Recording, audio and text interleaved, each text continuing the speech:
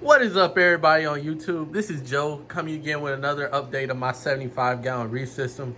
And as y'all all are aware of, the COVID-19 has affected everybody in the U.S. and across the globe. And I really do wish everybody is safe, healthy, and blessed as we battle this virus together as a unit. And everybody that has a reef tank is going crazy in quarantine with maintenance, and your reef tanks are getting nice TLC during the mix of this quarantine stage. So I know this update is kind of long overdue. It's been like almost a year since I did an update on my 75-gallon, but I'm here just to give some of my viewers an update and just tell y'all what's going on right now. As y'all all are aware of, I'm in college, so I'm transitioning to my senior year in college. So the reef tank has been kind of taking a back seat, but luckily I automated most of the stuff so my mom can have an easy time maintaining the aquarium. But everything is doing pretty fine. My fish are doing amazing, and I know they've been getting overfed because I had to check my nitrates and phosphates out. They crept up every time I come home. They're always at an all-time high, but the fish are looking amazing. That clownfish right there, he's 7 years old, still kicking it, still begging for food like usual. That yellow tang is doing amazing too. I'm not sure where I left off on the last video, but I added a powder blue tang about a year ago and a lavender tang about a year ago too. Those two fish has been getting along pretty well, even though they're in the same genus. They're in the same species of Acantharis. They show little aggression towards each other. I think it's because their body shape is very different to be similar tangs and in the same taxonomic family. So they've had battles every now and then over the prime aquascape caves locations, but other than that, they've been doing pretty good. I'm so happy that the powder blue is doing very great, like doing very well. In the past, I struggled with keeping powder blue tangs, but this one I'm happy to say is doing well, and I'm looking forward to keeping them for years to come. The blue damsel, he's still that little that little meanie in the tank. Still the king of all the little dudes. All the other damsels I have in the tank. I have a four stripe damsel and yellow damsel in the back that everybody bullies. But as far as fish wise, everybody's doing good. A little baby clownfish, he's doing good too. He's dwarf compared to this big 7-year-old right here. But as far as my sand bed goes, I'm still struggling with diatoms. I did a series of 40% water changes, and I think it just had a bacteria bloom, and all this brown stuff is just diatoms on the sand bed. And I've been dosing beneficial bacteria to help the bacteria to outcompete the diatoms. But as long as it's not cyanobacteria or that green hair algae that I'm accustomed to seeing, I'm pretty okay with the brown stuff every now and then. But let me go around and show you how the corals are doing. So I'm gonna start right to left. So this candy cane coral, he's doing amazing. I love his polyp extension. He hasn't been growing that much, but his polyp is huge, and him being a large stony coral, I'm really looking forward to him producing more heads. And I really need to glue him on a rock eventually, but this is his residence as for now. His fleshy polyps is nice fat, and I really do love the colors on this guy. This purple Monipora is doing pretty good. Ever since the overdose of calcwater, he's been rebounding pretty well. And in certain areas, he has a white rim around his base. So I show that means that it's nice and growth around his base. So I'm happy to say that. The only downfall as far as coral rise is this hammer coral right here. I lost like a lot of heads to the left one, but it's surprising because the right one is doing just fine. It's growing heads while this one is losing heads. I'm not sure why that's the reason. All my trace elements been the same. I'm guessing it's a nutrient problem because my phosphates and nitrates been creeping up and down. So I'm guessing it's just a nutrients problem. But this Monipore right here, this tabling and branching Monipore is beautiful.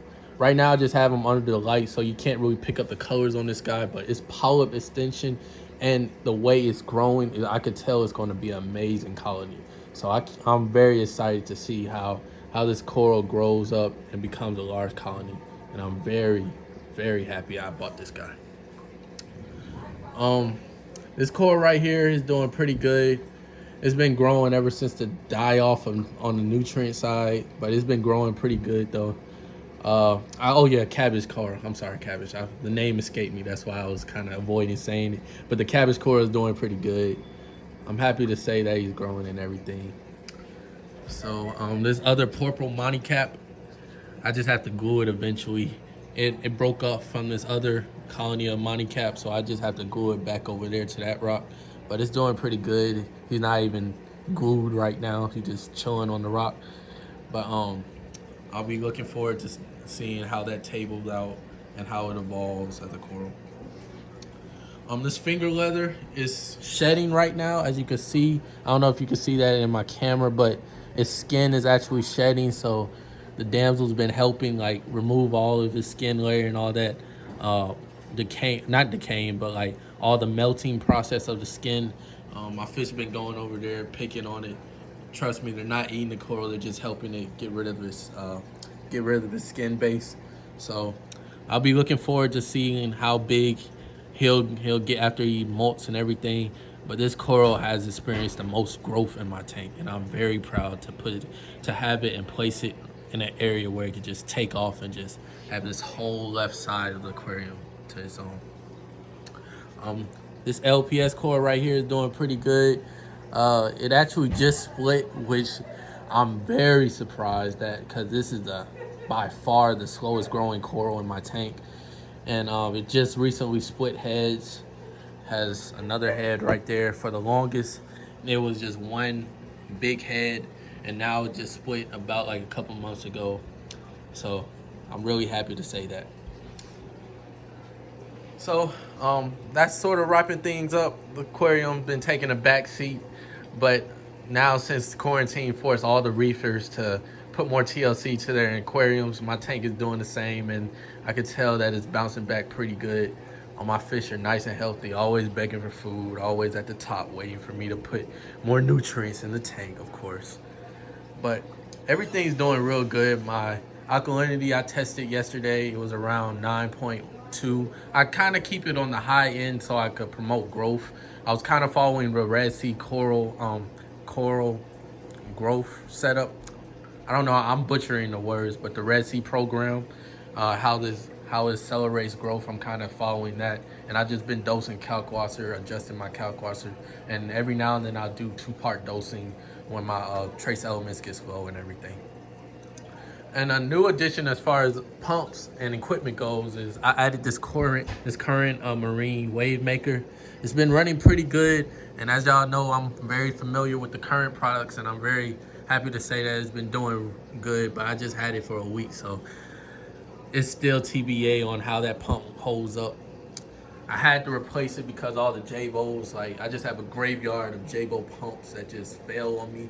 So I just said, hey, let me go ahead and buy something that's a little bit more efficient and that's gonna last me longer than the J-Bos did.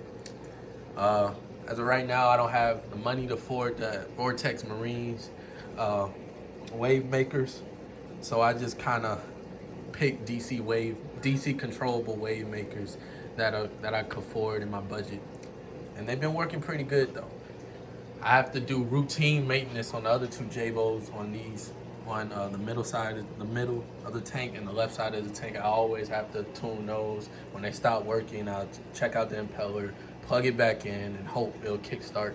But J-Bos, they're good, nice, cheap pumps, but they're only good for a year. Trust me, they're only good for a year.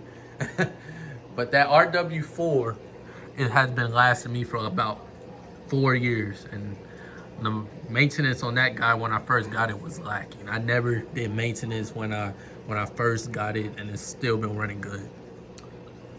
So that kind of wraps everything up. My tank is doing pretty well, and I really do thank y'all for viewing the progression and just staying around waiting for me to update. Because I know I've been lacking on updating, producing new content for you all. And I really do appreciate your views. And I really do appreciate all the support y'all been giving me towards my channel. and everything. So I'm gonna just end off. I'm gonna sign off with some nice shots of the tank, and I hope everybody has a blessed one and stays safe and healthy in this quarantine process of Corona's 19. Thank y'all for your view. All right, this is Joe signing off. Thank you.